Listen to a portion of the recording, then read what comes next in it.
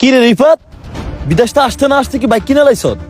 না বেটা, ছোট ভাইয়ের লেগে কিনলাম আর কি। তো বাইক কিনছ ভালো কথা, সাথে একটা অ্যাম্বুলেন্স নিয়ে নিতি। তোর তো টাকা পয়সার অভাব নাই। কেন? টাকা পয়সা থাকলে কি অ্যাম্বুলেন্স কিনতে হইব? প্রত্যেকটা হসপিটালে তো অ্যাম্বুলেন্স আছে, আমার কেনা লাগবো কা? টাকার ইস্যুসকা কথা ক। আমি কি হসপিটালের কর্তৃপক্ষ? তুই হসপিটালের কর্তৃপক্ষ না হলে কি হয়েছে? তোর তো কর্তৃপক্ষ হওয়া উচিত, না হলে বাড়ির সামনে একটা হসপিটাল দেওয়া উচিত তোর। বুঝলাম না, মানুষ বাড়িতে এসে ভালোর কথা জিজ্ঞাসা করে, কোথায় ঘরে যাবি, চাটা খাবি, তুই আইসে মন্তর গাড়ি কিনছস, অ্যাম্বুলেন্স কিন, বাড়ির সামনে হসপিটাল দে। কাহিনী কি? কি কিছু খায় আসিস নাকি? কি আর খামু? তুই আমার আগের পাপে ভাবিস না, মানুষ পরিবর্তনশীল, তবে তোরও পরিবর্তন হওয়া উচিত। দেখ ভাই, আমার সাথে এত পেঁচাপেচি করে কথা কইস না, যা বলার ক্লিয়ারলি বল। তাইলে শুন, ভাই রাস্তা কোনো রিক্সা না, আমি হাইটে আসতেছি, এই তো কাছাকাছি চলে আসি। কত বড় বেয়াদব! ইগের বাইকের একটা বাইক কিনা দিছে, ইগের রাস্তাতে কত জোরে স্পিডে চালাইতেছে, ইগের তো একটা বেয়াদব পোলাপাইন। ওরে বাপরে, আল্লাহ একটু লেগে বাঁচা গেছি। এতক্ষণে আমি তো হসপিটালে থাকা লাগতো। এর ভাই তো এর বাইক কিনা দেয় নাই, এর তো কিনা দিছে ফেলেন। এই যে যেভাবে চালাইতেছে, মানুষ রাস্তাঘাটে একটাও রাখতো না, সবাই চালাইবো। আজকে এর বাইরের কাছে বিচার দিতে হইব, এটার একটা সমাধান পাইতে হইব, না হইলে আজকে আমি কালকে আরেকজন বিপদে পড়বো। শুন রিফাত, তোর ছোট ভাই মানে আমার ছোট ভাই। তোর ভাইরে বাজারঘাটে কত মানুষের হাত থেকে বাঁচাইছি জানোস? তোর ভাইরে নিজের ভাই ভাবি বলেই কথাগুলো বলছি, না হইলে আরো আগে রাস্তাঘাটে তাপড়া চুপড়া ঠিক করে দিতাম। কিন্তু তুই দেশে না থাকার কারণে কথাগুলো জমাই রাখছিলাম। শোন, তোর ভাইটারে বুঝাইস, মানুষের তো হায়াত মহত্বের বিশ্বাস নাই। আচ্ছা ঠিক আছে, তুই যা, আমি ওরে বুঝামু। তুই যা, আমি বিষয়টা দেখতেছি। ওকে, ভালো থাকিস, আর যেটা বলছে এটা মাথা রাখিস। বিকেলে আসিস।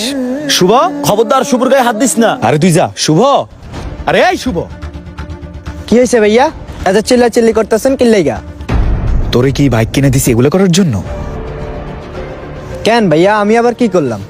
চুপ কর, কিছু বলিনি দেখে অমানুষ হয়ে গেছস। ভাইয়া তুমি আমার গায়ে হাত দিলা? হ্যাঁ দিছি। তোরে কি বাইক কিনে দিছি এগুলো করার জন্য? তোর কোন আবদারটা আমি অপূর্ণ রাখছি ক?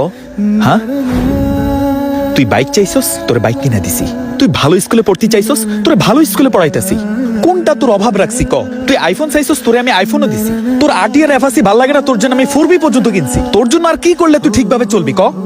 আরে তোর মতন থাকতে বাবা আমাদের জন্য কিছুই করে নাই। মাথার ঘাম পায়ে ফেলে বিদেশের মাটি দিয়ে এত কষ্ট করতেছি এগুলা দেখার জন্য। তুই ভুলে যাস না, তোর এই বয়সটা আমরাও পার করে আসছি। গ্রামের একটা মানুষ তোর নামে ভালো কোনো রিপোর্ট দেয় নাই, সবাই তোর নামে বদনাম করছে। হ্যাঁ, আমার কত আশা ভরসা ছিল যে ভাইটা মানুষের মতন মানুষ হইব। সবাই আমাকে বলবো, আরে রিফাতের ভাই শুভ একটা মাটির মানুষ। সবাই আমাকে বলবো, আরে রিফাতের ভাই শুভ লেখাপড়া করে মানুষের মতন মানুষ হইছে। কি রাখছস তুই? এই আমার মান সম্মান?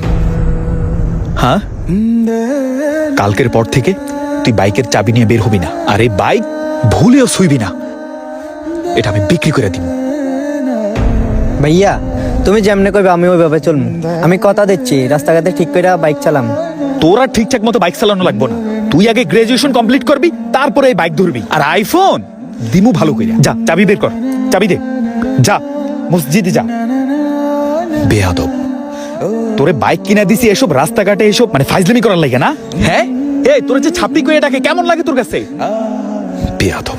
আপনার ছোট ভাই আপনার সন্তান, কোনো কিছুই ফেলে দেওয়ার জিনিস না। তবে তাই বলে তাদের সব আবদার মানতে হবে এমন তো কোনো কথা নয়। একটা আইফোন আর একটা বাইক ছোট ভাইয়ের ছিল আবদার। বড় ভাই স্বপ্নগুলো তিল তিল করে পূরণ করে দেওয়ার পরেও অনেক জায়গাতেই দেখেছি আদরের ছোট ভাইটা সবাইকে ছেড়ে চিরদিনের জন্য পাড়ি দিয়েছে পরপার। তাই আপনার আমাদের সবার উচিত অন্তত কলেজ লাইফ না শেষ করা পর্যন্ত তার হাতে ফোন না তুলে দেওয়া, আর অন্তত পক্ষে গ্রাজুয়েশন কমপ্লিট না করা পর্যন্ত তার হাতে বাইক না তুলে দেওয়া। তাহলেই হয়তো ভবিষ্যৎ ভালো।